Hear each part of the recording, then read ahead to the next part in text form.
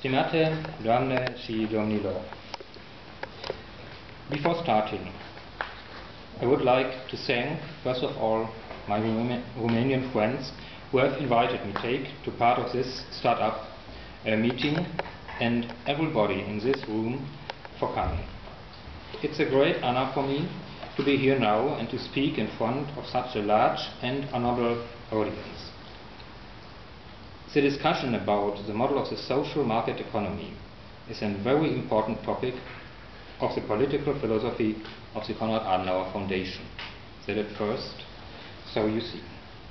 The economic, political and social stability are the precondition for growth and development.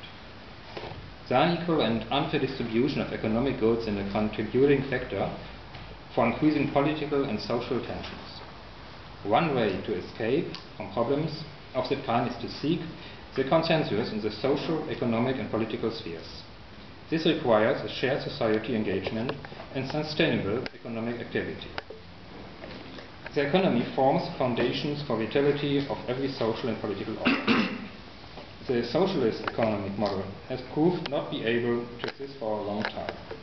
The pure capitalist system is also not successful. Only taking into account variations between social classes and their needs, an orientation of the common good, democratic legitimacy, and the inviolability of human dignity are the foundations that can be considered as the consensus we are striving for to maintain the freedom, stability and prosperity both within one society and worldwide if we talk about global economic development. The consensus of this kind has been found and it's called social market economy. The social market economy is a market economic system rejecting both socialism and laissez-faire capitalism.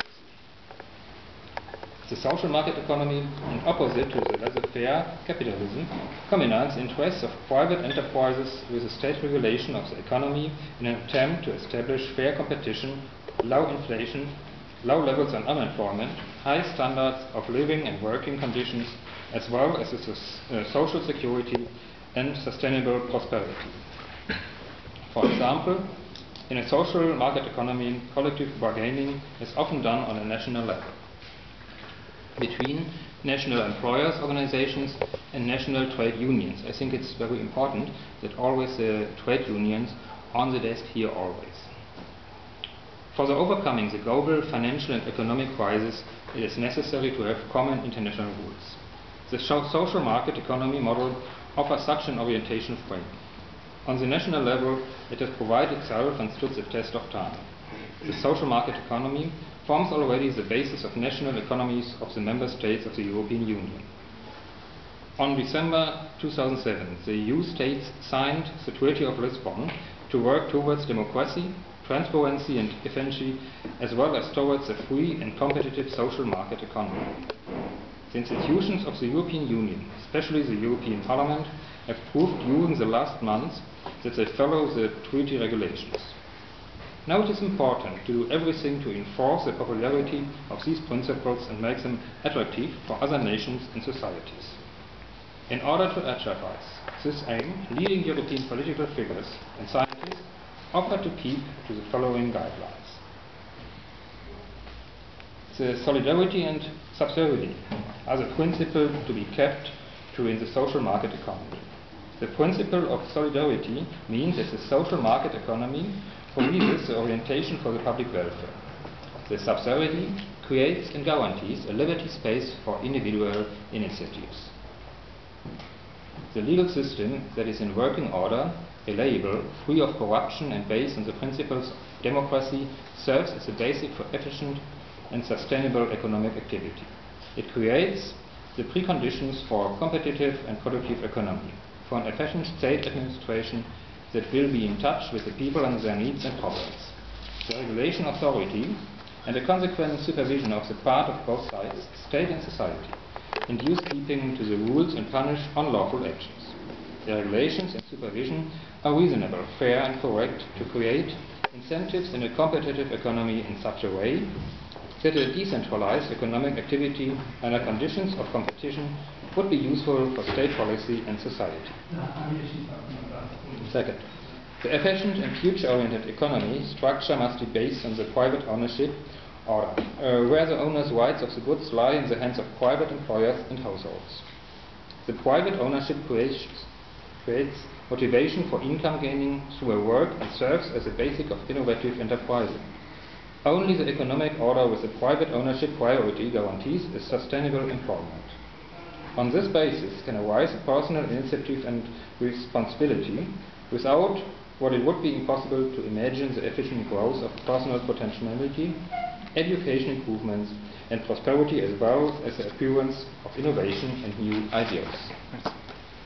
The private ownership characterizes a competition order where a multitude of little and middle enterprises are liable with their personal property for their deals.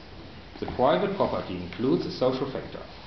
The use of the private property should serve for the well-being of the whole society.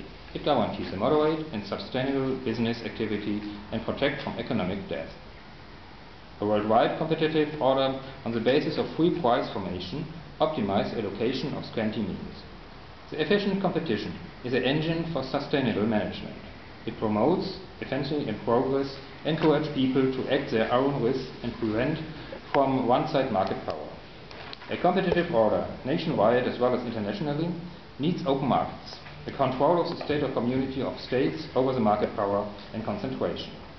Competition is based on the principles of efficiency and equal opportunities.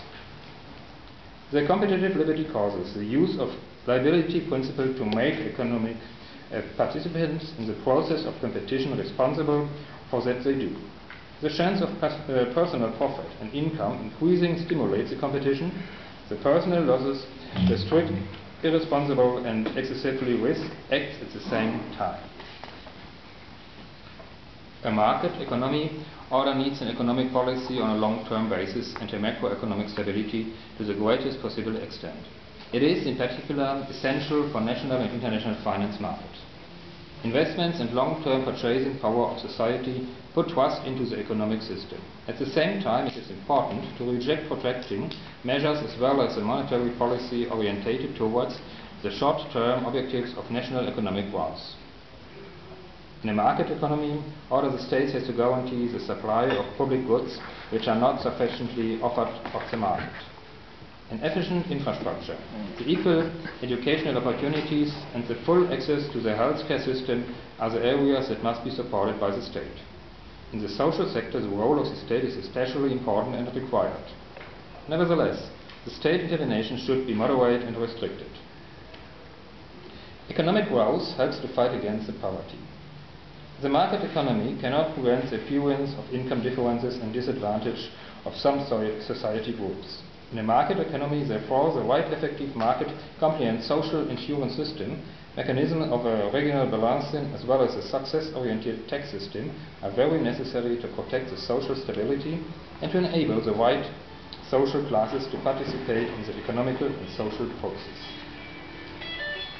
In a mechanism design, any process is said to be incentive compatible if all participants of the process fare best when they truthfully reveal any private information asked for by the mechanism.